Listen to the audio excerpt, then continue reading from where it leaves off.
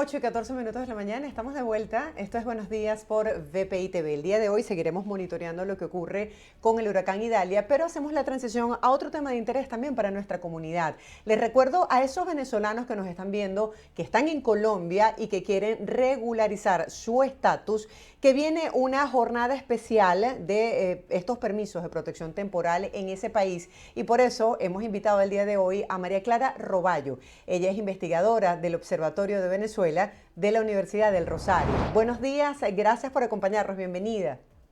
Buenos días, muchas gracias.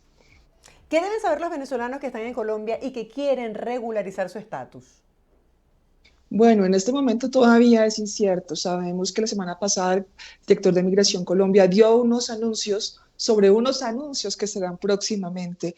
Evidentemente, Colombia, al ser el receptor de más del 35% de la diáspora venezolana en el mundo, requiere políticas continuas de regularización a población migrante.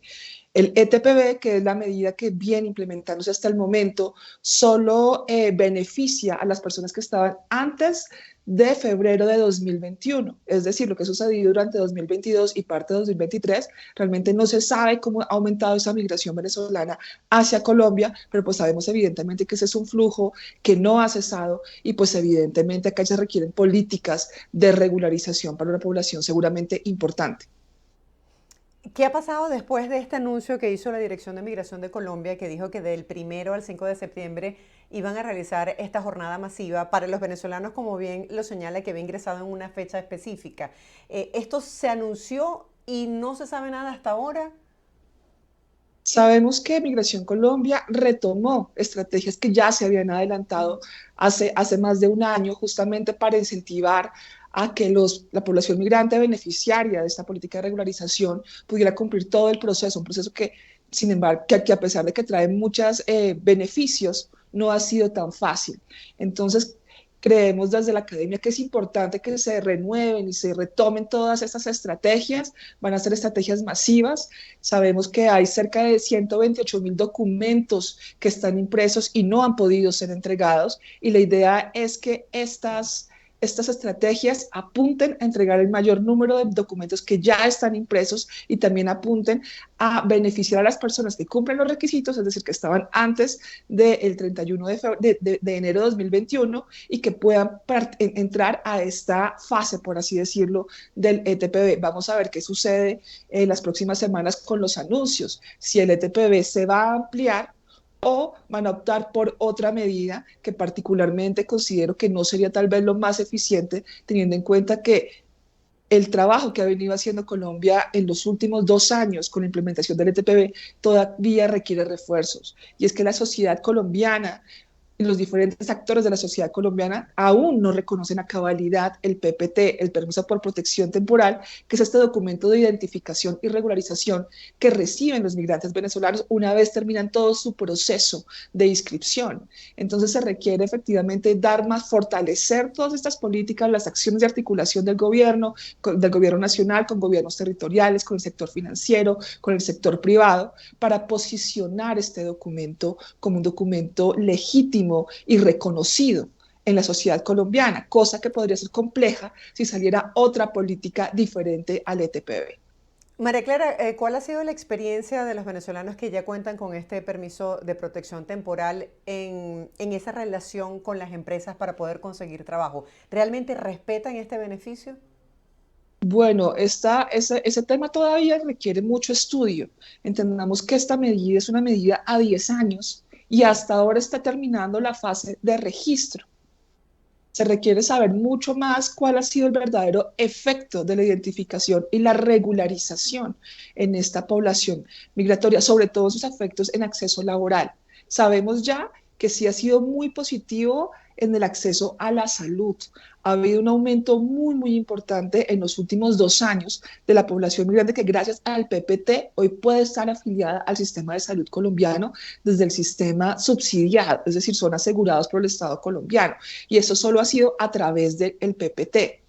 El tema laboral, sabemos que había otros instrumentos previos al ETPB, que era el permiso especial de permanencia, que era el PEP, que hoy ya no es ya no es vigente.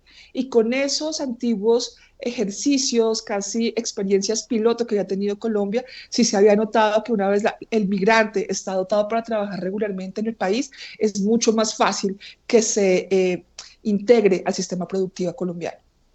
¿Qué opciones legales tiene para regularizar su estatus migratorio las personas que hayan ingresado luego del 2021? En este momento, bueno, hasta mayo de este año, podían ingresar las personas que habían ingresado al país por un puesto oficial de Migración Colombia, presentando un pasaporte. Estas personas que entraron antes de mayo de este año pueden solicitar el ETPB hasta finales de noviembre del año en curso. Y además también todos los niños, niñas y adolescentes que ingresen al territorio colombiano en los próximos 10 años pueden ser beneficiarios del ETPB. Más allá de estas poblaciones particulares, digamos que en este momento no hay una medida más allá de las tradicionales formalmente y son personas que soliciten visas de residente o que estén en procesos también de solicitud de refugio o solicitud incluso de nacionalidad.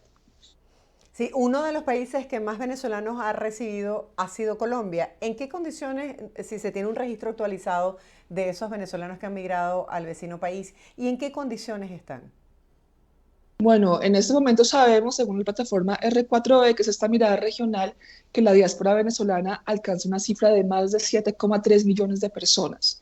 En Colombia somos los receptores del 39% de toda esa población.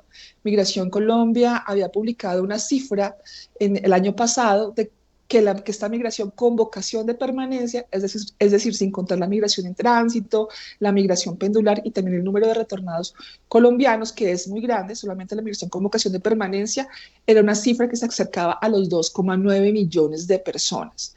En este sentido, esta cifra luego fue eliminada de la página de Migración Colombia sin explicaciones y la cifra oficial fue reducida a cerca de 2,5 millones de personas. ¿Y por qué crees que Independientemente, pasó eso? no se sabe realmente, nosotros desde la academia llamamos la atención y realmente no hemos tenido una respuesta por parte de ninguna autoridad, inclusive de Migración Colombia.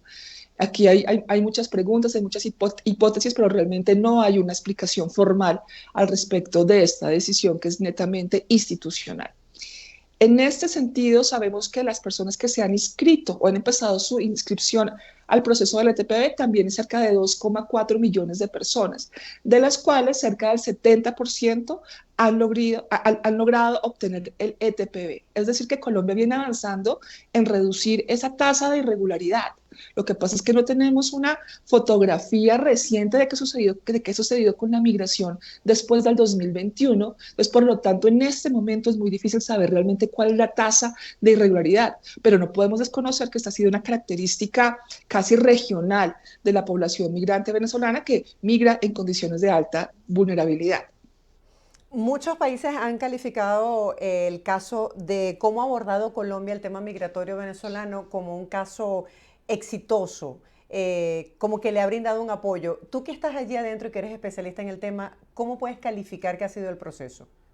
Bueno, efectivamente la iniciativa, este instrumento de regularización, es ejemplo a nivel no solamente regional, sino mundial de una mirada de política pública que tiene un enfoque fuerte en derechos humanos y también que tiene un enfoque fuerte de aprendizajes que han tenido los países y es que cuando la migración es altamente irregular, es indocumentada, difícilmente estas poblaciones se integran y contribuyen al desarrollo del país. Entonces, en ese sentido, es muy, muy positivo. Sabemos que hay otros instrumentos que se están moviendo en la región. Ecuador está haciendo también un proceso de regularización. Panamá también hace cerca de 2 meses empezó a implementar otro, pero lo que vemos comparando los otros instrumentos regionales es que ninguno tiene el alcance y la cobertura del instrumento que viene adelantando Colombia en los 2 últimos años.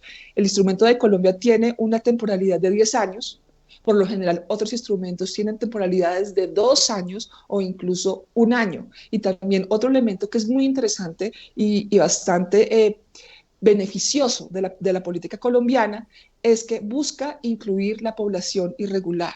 Por lo general, otros instrumentos solamente cobijan o solamente abarcan a la población que entra con pasaporte, pero sabemos que esta no es la mayoría de la población que ha salido de Venezuela. Entonces, en este caso, la política colombiana busca dar identificación, que es un derecho que han perdido muchos venezolanos saliendo de su país, ya que no contaban con los documentos necesarios o con un pasaporte, Sí. y no solamente dar una identificación, sino una regularización por 10 años.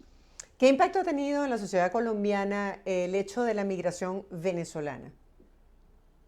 Bueno, los impactos son múltiples. Aquí creo que también hace falta muchísima más investigación, pero pues evidentemente la sociedad colombiana, que no está acostumbrada a recibir migraciones extranjeras, pues ha tenido un proceso de integración interesante. Eh, no sé, o sea, se debe decir que también la xenofobia es un tema que empieza a ir en aumento. La percepción negativa frente a la migración venezolana, según las últimas encuestas, ha venido en aumento en los últimos años. Sin embargo, también a diferencia de otros países en la región, que ha habido casos tal vez más fuertes de temas de violencia, discriminación contra la población venezolana, en Colombia todavía ese tipo de situaciones no se dan de manera generalizada, sino más bien son hechos aislados, y creo que esto es positivo. Se corre el riesgo de que el tema se instrumentalice en estas próximas contiendas electorales locales. Todavía tampoco ha sido una generalidad. Hay algunos pronunciamientos de algunos candidatos para las alcaldías, pero vuelvo a decir, son hechos aislados. Y por supuesto, pues la identidad colombiana hoy ya reconoce muchas arquetipos y muchos emblemas de la identidad venezolana, el lenguaje, los restaurantes, la relación incluso con la arepa, que es diferente, que hay diferencias entre la arepa colombiana y la arepa venezolana, y por supuesto también sectores de la economía se han visto beneficiados con la mano de obra que trae esta migración que está tan joven y en una edad económicamente activa. Así es. Han hablado las autoridades sobre que se ha incrementado las cifras récord de este año 2023 sobre los migrantes que están pasando la selva del Darién para llegar aquí a los Estados Unidos y aseguran que muchos de ellos vienen de Colombia. Quisiera que nos hablaras acerca de qué tan difícil es poder establecer una vida como migrante en Colombia para esos venezolanos que han decidido buscar como opción Estados Unidos y no quedarse en Colombia. Bueno, el aumento de esa migración latinoamericana por una ruta tan complicada como el Darién evidentemente da cuenta de que han fracasado muchos procesos de integración en la región.